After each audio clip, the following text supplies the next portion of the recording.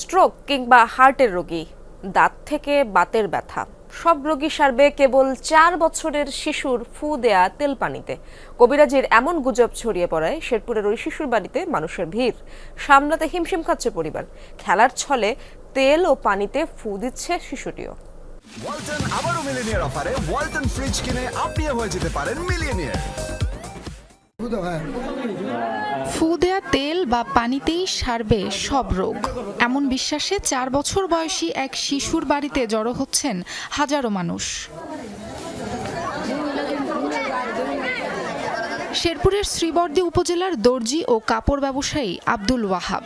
গুজব ছড়িয়ে পড়ে তার 4 বছরের সন্তানের ফু দেয়া তেল ব্যবহার ও পানি পানে হচ্ছে রোগমুক্তি। মাস দুয়েক আগে মায়ের পুরনো পায়ের ব্যথার জন্য বুনো পাতা কুড়িয়ে আনে শিশুটি। ব্যথা সেরে যাওয়ার খবর ছড়িয়ে পড়ে প্রতিবেশীদের মাঝে। তারাও জড়ো হন নানান সমস্যা নিয়ে।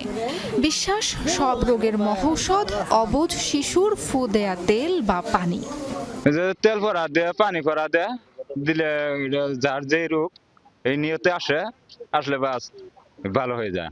হার্টের সমস্যা আছে, প্যারালাইসিসের আছে, তেল ভরা পানি ভরা শুনছি ভালো হয়, আল্লাহ মালিক জানে। ভালো হয়েছে, মানে একজনের ভাস্তি তেল পরে নিয়ে গেছিল, চাষি আমার একটু খারাপ লাগতেছে, ব্যথা কমছে। ছোট বাচ্চা তেল পরে দিল, ভালো হয়েছে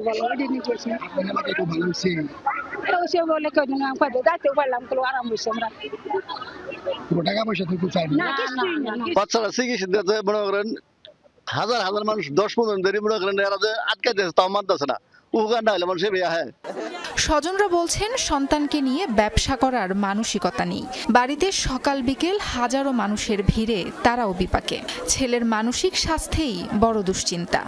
এই দোকানদার নেই, ঝাড়ফুঁক নেই, নেওয়ার পর থেকে এই কথাটা ভাইরাল হয়ে গেছে। কিন্তু আমরা টাকা পয়সা নেই না, আমার ছেলে, আমি টাকা পয়সা নেই না। আর এখন মানুষ কিসের জন্য আছে আমি বুঝতেছি না। হ্যাঁ, ভালো হইতেছে কিনা তারাই ভালো জানে। বাড়ি ঘর আমার এরকম অবস্থা হয়ে গেছে, আমি নিজেও থাকতে পারতেছি না। আমার ঘরের দরজা ভাঙিয়ে ফেলতেছে। অনেক মানুষ বলতেছে যে উপকার আসতেছে। আমাদের যে দূর দূরান্ত থেকে মহিলারা ভাবলাম একজন মানুষের যদি আম করে যে উপকার আম করে যে বাড়ির আচার ব্যবহার করা জিনিসগুলা এইগুলাও সাইডে দিয়ে রাখছে যে মানুষের উপকার হোক।